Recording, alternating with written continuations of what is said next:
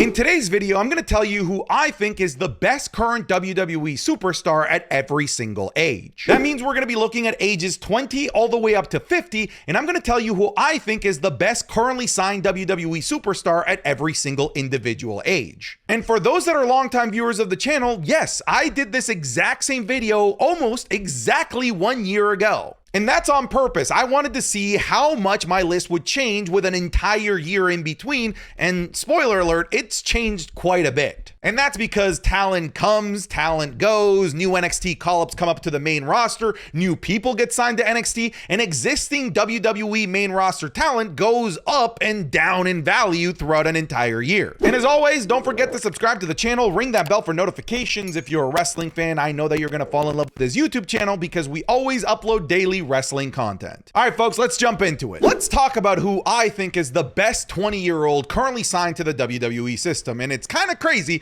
to think about the fact that a 20-year-old is not old enough to have an alcoholic beverage in the United States of America, but they're old enough to main event a premium live event for NXT in front of over 10,000 people. It's kind of nuts also to think about the fact that there's two 20-year-olds right now in NXT that are both already incredible assets for the NXT brand that have really, really bright futures. One of them is Thea Hale, and the other one is the one that I ended up going with, that being Javon Evans. Javon Evans is borderline a generational talent that the WWE has scooped up. The things that this man can do, the moves that he's capable of performing are borderline superhuman. He's already main evented a major premium live event for NXT, and he also has the charisma to combine with that awesome moveset, and with the WWE system, they're going to mold this man into a major megastar in the future. At 21, I actually couldn't find anyone that's currently 21 years old signed to the WWE. So if we have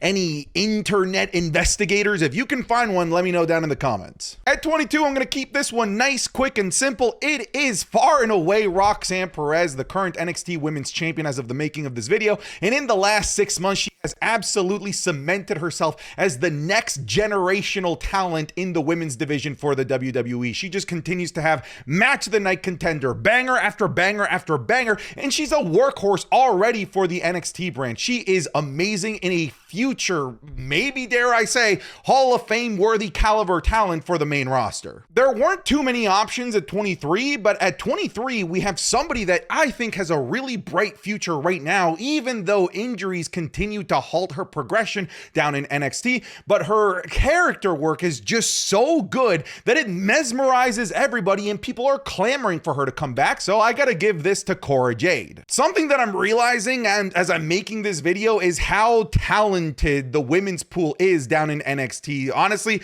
the next generation of women's wrestling in WWE is completely taken care of by people like Roxanne Perez, Thea Hale. We just talked about Cora Jade, but at 24, we have another potential generational talent in Sol Ruca. Just like Javon Evans, the things that this woman is capable of doing do not compute. It genuinely feels like she's breaking the laws of physics sometimes, and she just has this really awesome character and charisma about her that makes her really easy to like and want to root for her. At 25, from here on out, we're mostly talking about the main roster superstars, and at 25, we have somebody that's already accomplished so much in NXT, but also now in the main roster. We have to talk about Tiffany Stratton. This woman has been truly fantastic. Not only is she great in the ring, but her character work is out of this world. She's already won a Miss Money in the Bank briefcase, and she's gonna be a future multi-time world champion. This was a huge get through that college system that the WWE has for finding future talent. Like, they really knocked it out of the park with Tiffany Stratton. 26 to me was actually competitive. It's competitive between somebody that's incredibly dominant on the main roster and somebody that is incredibly dominant right now on NXT. But this NXT guy, my God, he's so good. But unfortunately, Oba Femi has to take, for now, the backseat to Braun freaking Breaker. Bro, the WWE has two generational male talents right now at 26 years old. Let that sink in for a second. Obafemi and Bron Breakker could run the WWE for the next 20 years potentially. It's insane the talent pool that the WWE has in their 20s right now, but Bron Breakker absolutely crushed it down in NXT. He's already crushing it in the main roster, having fantastic matches with the likes of Sami Zayn, winning Intercontinental Championship gold. This guy's gonna win it all within the next couple of years. At 27, we gave this to Rhea Ripley, but this was actually pretty competitive because we also, at 27, have Dominic Mysterio. You guys know how much I love Dominic Mysterio, but then you also have Austin Theory. But to me, neither of those two have been able to become the megastars like Rhea Ripley has been able to over the last year and a half. She has truly been a renaissance for the women's division, and she's going to be the cornerstone of this division for the next 10 years. She is a future first ballot Hall of Famer, and she already has that resume if you think about it. Multi-time women's world champion. She's already won the Royal Rumble. Fantastic showings at places like WrestleMania. Part of a faction that's going to go down in history as one of the best recent, most memorable factions in WWE history. Rhea Ripley, like, honestly, if she were to retire today, Hall of Famer. 28, not very many options if you can believe it. We're really down to talking about Brutus Creed, and don't get me wrong, Brutus Creed is truly amazing. Like, the things that he's capable of doing from an in-ring perspective are great, and I do love his food reviews as well on social media. At 29, we didn't have a lot of competition either. I really thought that we would have a lot of people at this age, but really, things just start getting really, really hectic when we start to get into the 30s. At 29, the options really were Dragon Lee or Logan Paul, and I ended up going with Logan Paul. I know that from an in-ring perspective, Dragon Lee truly is fantastic, but Dragon Lee has just not been able to figure it out from the character point of view, and Logan Paul, it might be the most hateable person in the planet right now with how good he is at getting himself some heat, but also all of the stuff that he does outside of professional wrestling. At 30, I ended up going with the Mad Dragon, Ilya Dragunov, but listen to what we have at 30 because there is some serious competition for Ilya Dragunov.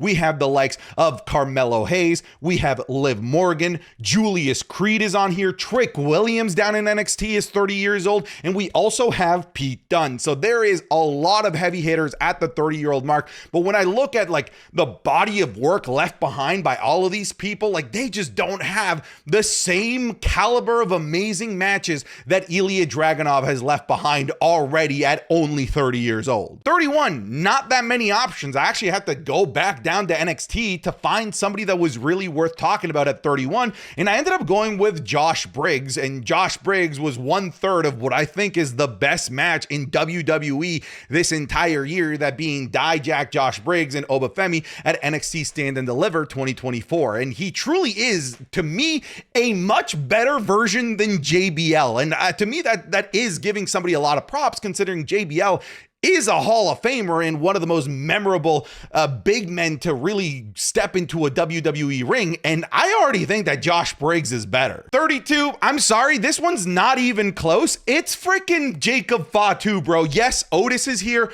Jade Cargill is also here as well. But it's Jacob Fatu, and it's not even close. This guy is insane. This guy, you could build a third bloodline around if you really wanted to. The things that this guy is capable of doing, even without like having any mic time yet in the WWE, has truly just been extraordinary. I think that WWE honestly just found a true gem in Jacob Fatu. At the age of 33, and from here on out, things started to get really competitive, I ended up going with Chelsea Green. There were some other options here, like Alexa Bliss was here as well, but to me, Alexa Bliss being off for so long really did hurt her stock when I was looking at this list, and Chelsea Green has truly just been a renaissance over the last year and a half with her character work.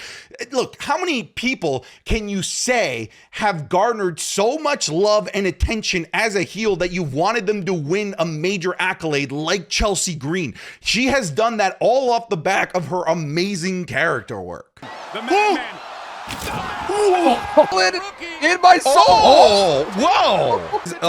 Bro, match hasn't even started. That, folks, was a sneak peek of this week's Wrestling is Cool Match Club, which is available exclusively over on patreon.com/SantiZap. This week, we're going to be looking at the ridiculous 2-on-17 handicap match between John Cena and Randy Orton and the entire Monday Night Raw roster. We're looking at Charlotte versus Sasha Banks, the first ever women's Hell in a Cell match. An insane ladder match of death match between the Lucha Brothers and the Young Bucks. We're going to be looking at the infamously awkward Sting versus Jeff Hardy match. And at the instant classic that was AJ Styles versus Samoa Joe and Christopher Daniels. Not only do you get the 5-match watch-alongs, but you also get the ability to vote on future matches. You get the Raw reviews, SmackDown reviews, the Wrestling is Cool podcast 3 days early, and more. So come check it out. Patreon.com/SantiZap. I'm confident that if you even try for 1 month, that you're gonna fall in love with it. All right, let's come back to the video. 34 was competitive. Listen to some of the names that are on here. I ultimately ended up going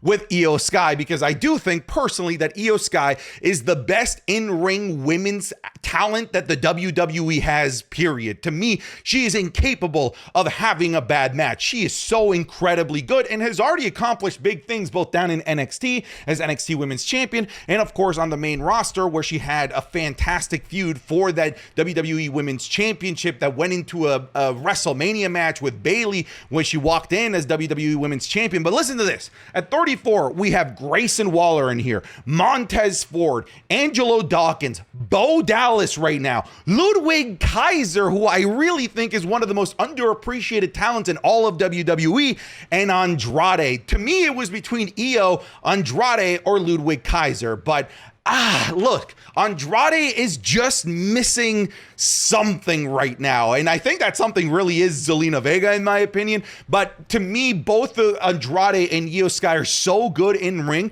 But at the very least, Io Sky has been able to overcome the language barrier in a different way than Andrade is trying, but it's worked. And people are really easily able to connect with Io Sky.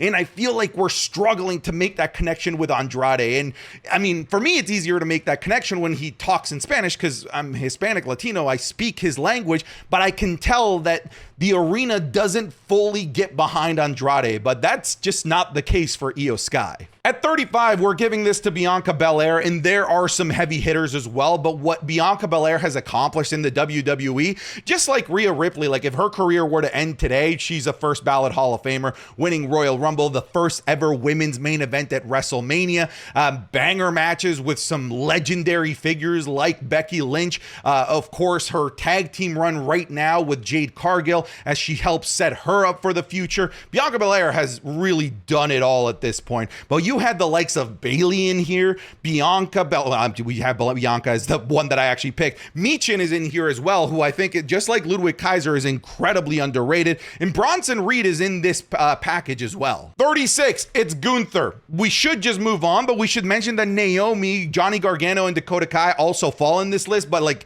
I'm sorry, it's not even close. It's frickin' Gunther. This guy, every single PLE has the best match of the PLE. He gets the best out of people that we didn't think could have matches like that, like Damian Priest, and he's already accomplished insane feats like World Heavyweight Champion and the longest reigning Intercontinental Champion of all time. And let's not forget about his awesome run down in NXT UK as well. It's Gunther. It's not even close. At 37, I had some debates, but I ultimately ended up going with Xavier Woods. The other talent at 37, there's no one that really like stands out and is like grabbing that prize. We have the likes of Joe Gacy on here. I put Nick Aldis as like an honorable mention because he's only 37, and at any moment, like if you wanted to put him in the ring, you could. He's a former NWA World Heavyweight Champion, and Becky Lynch, but she just became a free agent, so she wasn't actually eligible for this. I actually think I would have given it to Becky Lynch if she was still around, signed to the WWE. 38 and 39 start to get insane in terms of competition. At 38, I gave it to Seth frickin' Rollins, and I don't think that anyone would debate that. But we also have the likes of Charlotte on here, Chad Gable, both Jimmy and Jey Uso are on here, so there were some heavy hitters here, but it's Seth Rollins all the way. This has been one of the cornerstones cornerstones of WWE programming since all the way back in like 2015 when he won the WWE Championship. And you can even say earlier as a member of the Shield as well, but he's been part of some of the biggest moments in WWE history during his tenure with the WWE. He's had some of the best matches in the WWE, some of the most memorable feuds in the WWE. It's Seth Rollins. You thought the last one was competitive? Listen to some of the names at 39, and honestly, you could absolutely argue this one. If you wanted to go with a different name, I wouldn't honestly bat an eye, because you could make a strong argument for several of the people that are at the list of 39-year-olds. I went with Cody Rhodes, mostly because of a bit of recency bias. That run going into WrestleMania 40 is still embedded in my brain as one of the most historic things that I've ever witnessed in WWE history. On top of that, he is having fantastic matches. We can go back to matches like AJ Styles, the 2 matches at WrestleMania 40. We can go back to his awesome tag team match that he had against the Judgment Day. So he has a body of work that is definitely worthy of this spot. But bro, there are other people that are on here are Drew McIntyre, who is on the best run of his entire career. If you pick Drew McIntyre, I wouldn't even be mad. You could also go with Roman freaking Reigns. The only reason I didn't go with Roman is because of how part-time he is, but you could absolutely make the argument here. You could have maybe gone Ciampa. I don't think that anyone would, but the one that probably I should have gone with is Tozawa. Tozawa is also 39. At 40, it's between 2 people, and it's funny because they're best friends. I went with Sami Zayn, but you also have Kevin Owens on this list, and you had Santos Escobar for the people that really want to get spicy with their choice. I wouldn't have personally gone with Santos Escobar. To me, it's between Kevin Owens or Sami Zayn. You can pick whichever one you want. I just think that over the last 2 years, Sami Zayn has been a bit more impactful for WWE TV and has been having better matches and better feuds, in my opinion. At 41, it's between 2 people. I went with Damian Priest, especially because of his last run over the last 6 months since winning that World Heavyweight Championship all the way back at WrestleMania. To me, he has really, truly proven the world that he is amazing. And when I do my end of the year awards, I'm probably going to be giving Damian Priest Breakout Superstar of the Year with the amazing 2024 that he's had. But LA Knight is on here as well. Tama Tonga, and of course, Tonga Loa. Eye Patch Tonga Loa is also at the 41-year-old spot. You could have gone with him, and I wouldn't have batted an eye. Well, maybe he would have batted an eye. He's got 1 now, it seems. I'll see myself out.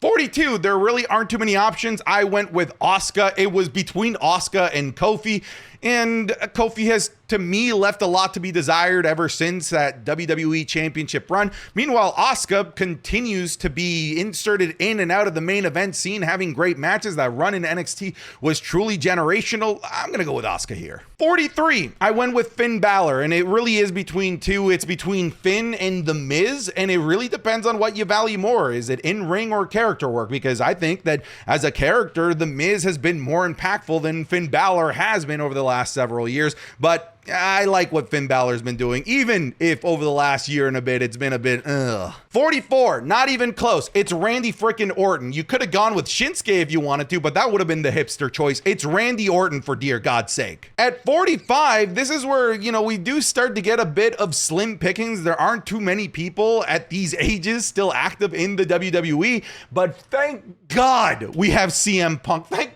God we have this man. I'm so happy that he came back to the WWE. It was really just CM Punk and Carlito. Funny enough, 2 guys that were gone from the WWE for a really, really long time that have recently come back and have been part of WWE TV and narrative on a weekly basis, but it's not even close. It's the best in the world. It's CM Punk, one of my favorite WWE superstars of all time as well. At 46, again, only 1 option. It's slim pickings, but it's a ripe, delicious fruit that is still giving us amazing banger after banger after banger. It's Sheamus. Again, there's no one else to compete with, but if there was competition, Sheamus would still be somebody that I would highly consider to win this slot because, again, he just has amazing matches, and at any moment, you can insert him into any storyline that you want to, and I'm on board. At 47, also slim pickings. There's no one else here, but it just so happens that the only person that's on here is one of the greatest to ever do it. Somebody that's going to go down in history as arguably the greatest professional wrestler of all time, at the very least in the conversation for it. It's AJ Styles. He's still capable of having amazing matches. We just saw that fantastic feud with Cody Rhodes. Like, this guy, like, truly, it just doesn't seem like he ages. I want more AJ Styles in my WWE TV. 48, I couldn't find anybody. And at 49, we have the deadbeat dad who doesn't seem to age, Rey Mysterio, who's still capable of doing everything that he was capable of doing when he was in his 30s. This guy is truly mesmerizing in terms of his ability to apparently defy time itself with what he's capable of doing at 49 years old. And that's it, folks. There are some people in their 50s, like R-Truth is at 52. If you really wanted to, we could go with the final boss. It's gonna be Bloodline Rules. The Rock also at 52, but I feel like 49 is a good cutoff here. But that's it, folks. I'm done. Get out of here.